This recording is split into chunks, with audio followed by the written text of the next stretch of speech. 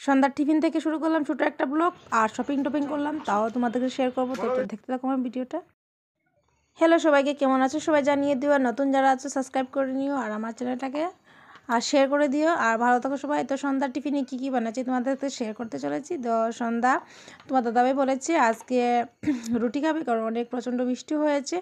তো ভাবলাম একটু সন্ধ্যার টিফিনটা একটু ভালোই হওয়া যাক, তো বানিয়ে নিলাম লুচি। আর কত দারুণ! আর তেলগুলো কি হয়েছে, লোকে মানে ইঞ্জিন ছিল তার জন্য লাল লাল হয়ে যাচ্ছে। আর এদিকে সোনাও বলছে বানাবে, তো সোনার কথাটাও শুনে না। আমি বানাবো। তুমি বানাবে? হ্যাঁ, ফুলে যাবো ওরকম। আচ্ছা, তো সোনাও আমার সঙ্গে সাহায্য করলো। আর দেখো করতে করতে বানিয়ে নিলাম অনেকটা।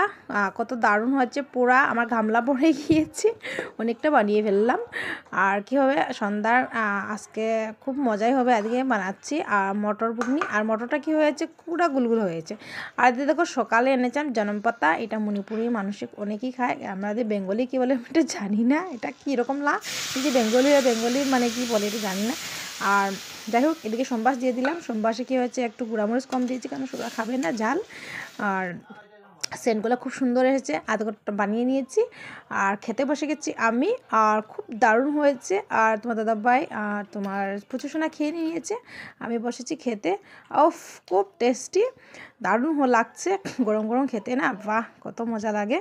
সন্ধ্যার টিফিন খাওয়া শেষ, এখন যাচ্ছি কি শপিং করতে। আর শপিং কি করব তোমাদেরকে অবশ্যই বলবো কি করতে যাচ্ছি শপিং। তো চলো বেরিয়ে যাচ্ছি।